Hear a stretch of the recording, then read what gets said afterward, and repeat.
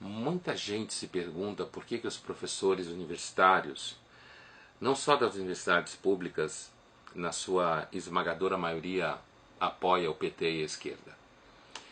E eu dou duas respostas. A primeira, um pouco mais profunda, é a seguinte: porque a esquerda é uma seita, é uma forma de religião, é uma forma de obsessão. E essas pessoas que são uma espécie de herdeiras de um messianismo sem Deus, em que Deus é a história e eles são os apóstolos do bem da história perfeita, eles, ao aderirem a essa seita chamada socialismo, comunismo, como você queira, ao aderirem a essa seita, eles sentem que eles são pessoas do bem. É mais ou menos como se eles se olhassem no espelho e vissem a cara de Jesus do outro lado. Então, a primeira causa para esses professores todos, na sua maioria, aderirem à esquerda, é porque isso produz uma autopercepção orgulhosa de que eles são e estão do lado do bem. Malafaia, Feliciano, Bolsonaro, isso é o que representa, isso é o que há de mais podre na política brasileira. Ô professora, mas não é porque que ele não quer, não é porque que ele não quer o kit gay na escola, não é porque que ele não quer o kit gay na escola porque ele é homofóbico? A senhora acha que a gente tem que ter educação gay na escola? Eu não falei educação gay, não. Não, porque assim, quando falam de Jair, por que homofóbico, professora? Porque é homofóbico. Uma pessoa que tem fobia dos gays, que é uma pessoa que tem preconceito com os gays. Mas o que é que tem uma política de esclarecimento? Sim, professora, mas por que ele é homofóbico? O que é que ele fez para ser homofóbico? Leis, direitos da família, de adoção, de Existe dois grandes viés para a gente entender essa situação. Primeiro, quem detém os meios de produção? O capitalismo. E o proletário? O que ele detém? Ele detém a mão de obra. É você que produz a riqueza. E é incrível, quem produz a riqueza não tem acesso à riqueza. É horrível. Você trabalha dentro da Ford, você trabalha dentro da BMW, você trabalha dentro da Ferrari, Não consegue ter um Fusca. mas não vai ter uma Ferrari. Não, e a consciência, a convicção, eu não vou ter uma Ferrari nunca. Pessoal, você quer ver coisa? Você está falando o essencial. Eu construo um carro de R$1.200.000. E não pode ter. Mas eu ganho 2.300. Não pode ter. Como é que eu vou ter um carro desse? Antes de você comprar desse carro, você está consumindo ele. Ai, isso é muito triste. Alegou que preto para ele tem que ser faxineiro. Ele já falou. Ele é homofóbico. Ele é contra a homossexualidade. Ele é contra casamento gay. Ele é contra os direitos gays. Né? Então, eu sou contra a homossexualidade. Isso não me faz homofóbico. o principal disso aí. Olha só. Não, Bolsonaro. Porque isso aí é tudo caso grave, tudo grave. Agora, o mais grave de todos, que eu acho, na opinião dele, é ele apoiar a ditadura militar. Ele apoia a ditadura. Agora, antes de falar da ditadura, ele deu entrevista também, e na entrevista dele ele falou que ele é contra o ensino de determinadas disciplinas no ensino básico.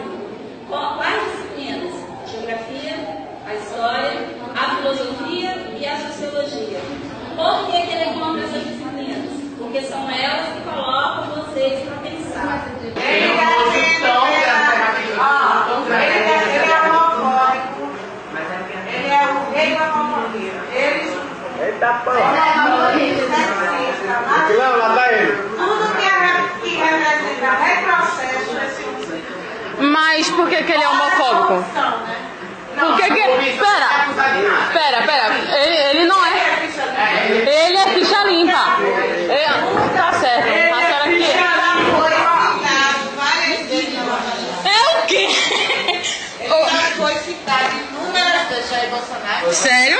Tem certeza? Tá certo. Mas não tem uma ideia.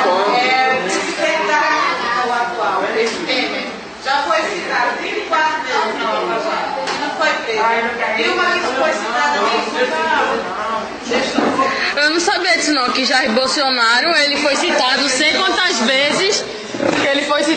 quantas vezes, na Lava Jato, não. Ô, querido, eu estou falando de revolução de verdade. Eu não estou falando de um monte de elefantezinho que na primeira tapa na mesa de negociação os caras saem correndo. Eu estou falando da época que não era hoje. Eu estou falando da época do século XVIII, que eles pararam a Europa. A Europa parou.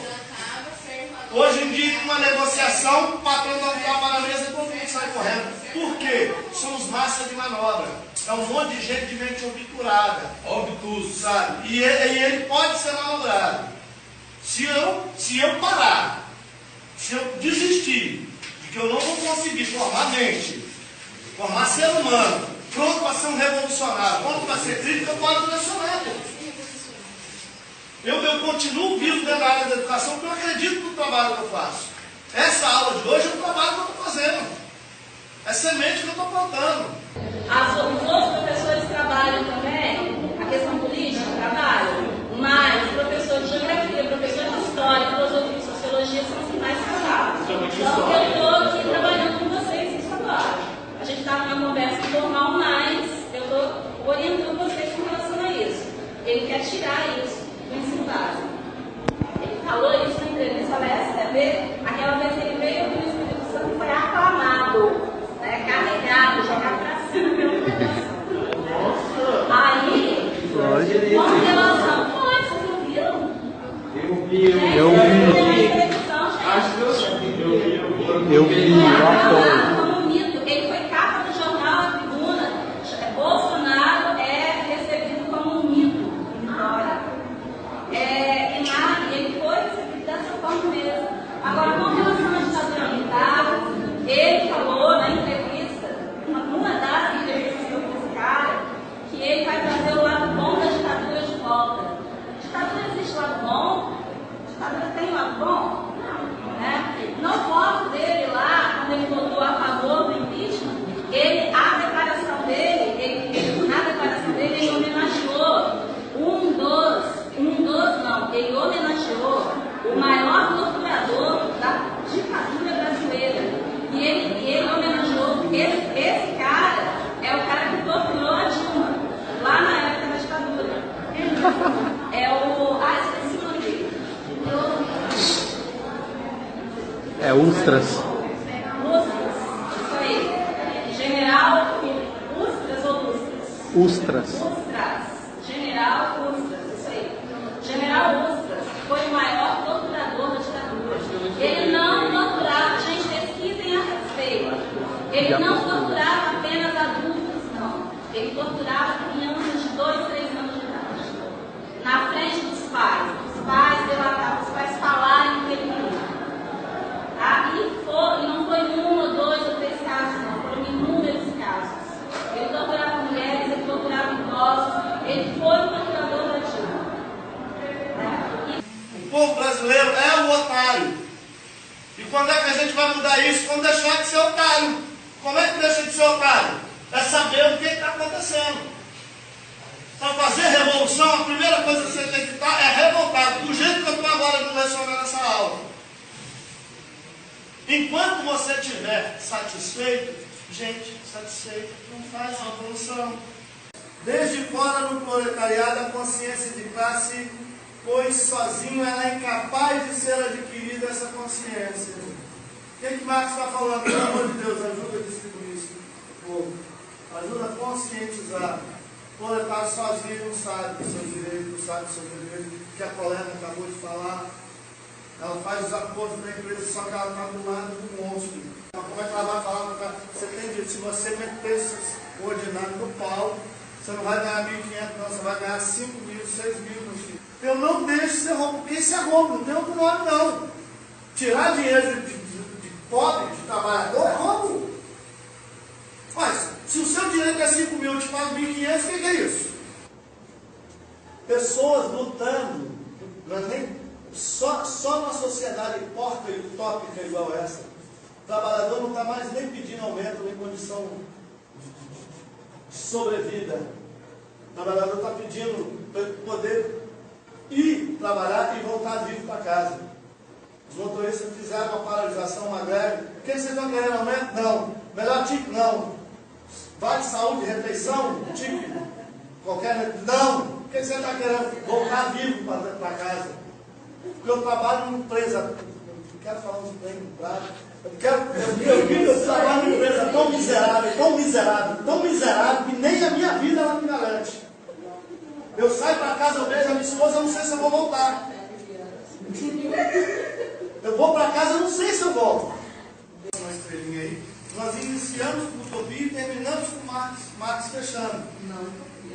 Uma sociedade sem classes sociais. Sem ricos, sem pobres, sem milionários e sem miserável. Pessoas iguais. Sem Estado. Isso é uma anarquia. Professor, anarquia é uma bagunça. Outro discurso ideológico para te prender. Anarquia não é uma bagunça. Anarquia significa sem poder centralizado. Como é que a gente decide as coisas? Com um acordo. O que é bom para essa comunidade aqui? Isso, nós vamos fazer isso. O que é ruim para essa comunidade? Isso, nós vamos fazer isso. E como todo mundo que já estudou um pouco de história da filosofia moral, ou mesmo história da santidade na tradição católica, sabe que todo mundo que se acha do bem, na realidade, é do mal.